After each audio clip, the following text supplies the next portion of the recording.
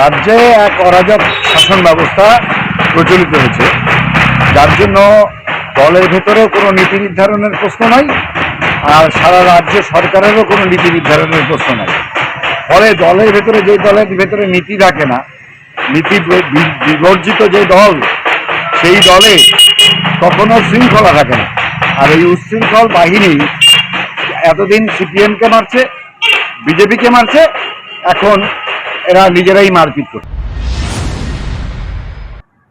এটাতে একটা কথা প্রসঙ্গ খুব খাটে, উরুলির পাক হয় মরিবার তরে।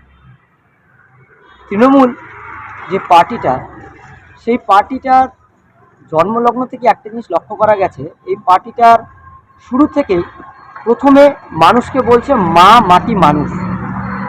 এখন মা আর মাটি এই দুটোর অপ্রাসঙ্গিক হয়ে এখন যে মানুষের বিষয়টা রয়েছে, মানুষের মধ্যে যে একটা এমন পরিস্থিতি, এমন ভয় ভীতির পরিবেশ সৃষ্টি করেছে, যেটি না বললেই নয়।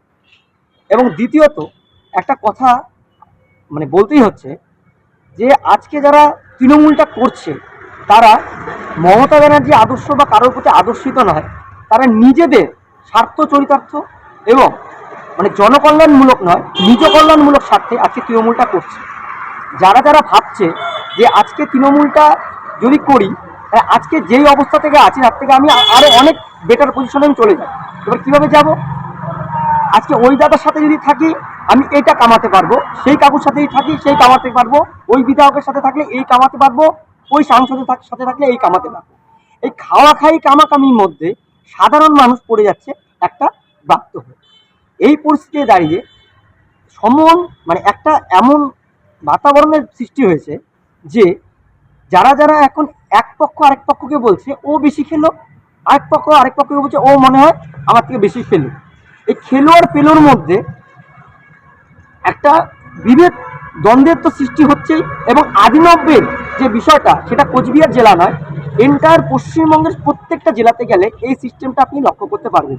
ওখানে জনকল্যাণমূলক কোনো কর্মসূচির থেকে শুরু করে লেশমাত্র নেই, কিন্তু সাধারণ মানুষকে কীভাবে লুটে পুটে খাওয়া যায় এবং সেই সাথে সাধারণ মানুষের যে মধ্যে একটা ধার্মিক বিভেদ সৃষ্টি করা এবং কিভাবে মানুষকে বোকা বানিয়ে কতটুকু অর্জন করা যায়, সেই দিকে বেশি লোভ লালসার দিকে তৃণমূল আজকে চলছে। এমত অবস্থায় আমি ছাত্রদের সাথে যুক্ত থাকা একটা কথা আমি বলবই, যে আজকে প্রত্যেকটা শিক্ষা কলেজ শিক্ষাঙ্গনটা এমন জায়গায় পরিণত হয়েছে, একটা কালিমালিপ্ত অধ্যায় চলছে।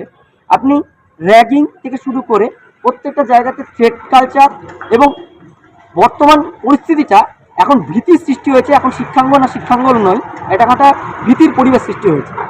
আর তৃণমূল সরকার থাকাকালীন এই পরিবেশ পরিবর্তন হবে বলে মনে হচ্ছে না। তাই সকল জনগণের কাছে জাগরণের জন্য একটাই কথা বলতে চাই, অভয়ার বিষয়টা নিয়ে সত্যি আপনাদেরকে নাড়িয়ে দিয়েছে, এটা সত্যি ভাবার বিষয়। কিন্তু আপনারা আর একটু জাগুন, সজাগ হন, পরিস্থিতি এর থেকে আরও অনেক ভয়াবহ হতে চলেছে। এবং এই তৃণমূলের খাওয়া খাই এবং তৃণমূলের আদি 90-এর মধ্যে ফেসে থেকে আমাদের সাধারণ মানুষের নিত্যদিনের জীবনযাপন থেকে শুরু করে সব কিছুই আমাদের ব্যাহত হচ্ছে। এটার তো তৃণমূলের কালচার। আমরা তো আগেও বলে এসছি যে আগামী দিনে আরো যত দিন যাবে, কারণ দিদি কালকে ঘোষণা করছে যে উনি এখন থেকে দল চালাবেন, উনি এখন থেকে সরকার চালাবেন। দুনিয়ার মন্ত্রক নিয়ে বসে আছে। এবার যারা ভাগাভাগি করে খাচ্ছিল তাদের মধ্যে নিজেদের মধ্যে ভাগাভাগি। তাই আমরা দেখলাম মালদার বুকে ঘটনা, 12 দিনের মাথায় আরেকটি ঘটনা, দিনহাটার বুকে ভেটাগুড়িতে মারছে কে তৃণমূল, মরছে কে তৃণমূল। এই যে একের পর এক সারা রাজ্য জুড়ে যেখানে আপনি দেখুন না কেন, সব জায়গাতেই তৃণমূলকে মারছে। অথচ সাধারণ মানুষ তারা ভীত সন্ত্রস্ত। যেভাবে একের পর এক প্রকাশ্যে গুলি চালানো হচ্ছে, যেভাবে একের পর এক প্রকাশ্যে তৃণমূল নেতাদেরকে খুন করা হচ্ছে। ভেটাগুড়ির বুকে যারা মারা গেল তারা বন্ড ক্রিমিনাল ছিল, তারা জেল খাটা আসামি ছিল, তো তাদেরকে মেরেছে তৃণমূলের লোকরাই অ্যারেস্ট হয়েছে। তো সেই জন্য সারা পশ্চিমবঙ্গ জুড়ে যে এই যে অরাজকতা চলছে তৃণমূলের রাজত্বে, মানুষ আজকে তীত বিরক্ত। এর জবাব মানুষ 26-এর যে বিধানসভা নির্বাচন, সেই বিধানসভা নির্বাচনে মানুষ তৃণমূলকে বুঝিয়ে দেবে যে তাদের আর এই বাহু শক্তির, পেশি শক্তির দ্বারা তারা মানুষের মন অন্তত আর যাই হোক জয় করতে।